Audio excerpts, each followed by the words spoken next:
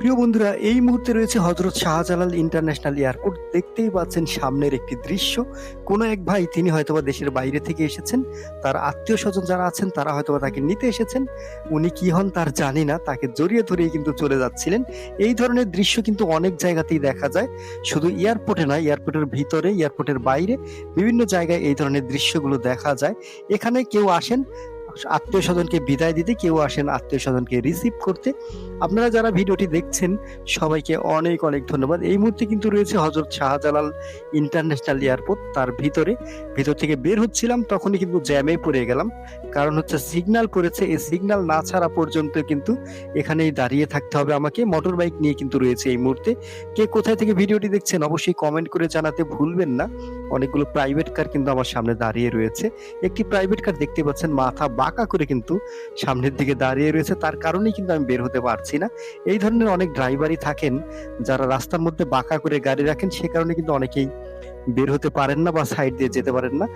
বাম পাশে কিন্তু যেটা দেখতে পাচ্ছেন এটা হচ্ছে ফুটপাত। এই দিক দিয়ে কিন্তু মানুষ চলাচল করে থাকে এবং চলাচল করছেন এই মুহূর্তে। আমি এয়ারপোর্ট থেকে বের হচ্ছি, দেখা যাক সামনের দিকে কি অবস্থা। সবাই কিন্তু শেষ পর্যন্ত থাকবেন, ভিডিওটি দেখবেন, তাহলে অনেক ভালো লাগবে। যারা আমার ভিডিওগুলো নিয়মিত দেখেন তারা জানেন বিভিন্ন জায়গার ভিডিওগুলো কিন্তু আপনাদেরকে দেখানোর চেষ্টা করি।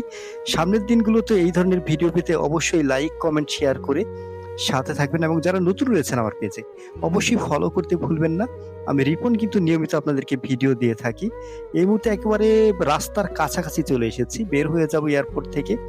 কারণ হচ্ছে অনেকক্ষণ ছিলাম এয়ারপোর্টে, ভিতর দিকে ছিলাম। ভিতরের একটা ভিডিও করেছি, সেটাও আপনাদেরকে সামনের দিনে দিয়ে দিব, সেটিও দেখবেন আশা করছি। পুলিশের গাড়ির সামনে অনেকেই বাইক নিয়ে দাঁড়িয়ে রয়েছেন, আমিও বাইকটা সেখানেই রাখার চেষ্টা করব। আপনারা কিন্তু সবাই সাথে থাকবেন।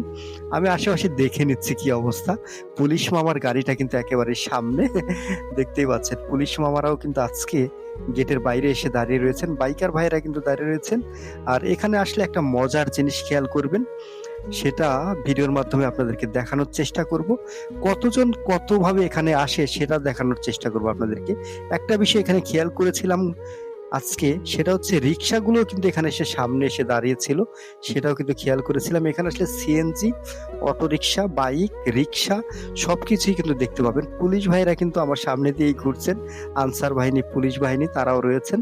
আমি গাড়িটি ঘুরিয়ে সামনের দিকে যাওয়ার চেষ্টা করবো। আরেকজন বাইকার ভাই কিন্তু আমার সামনের দিকে চলে এসেছেন। এই মুহূর্তে এয়ারপোর্টের বাইরে রয়েছি, মেন রোডের পাশাপাশি যে বাইকগুলো রয়েছে তার পেছনে আমি রয়েছি।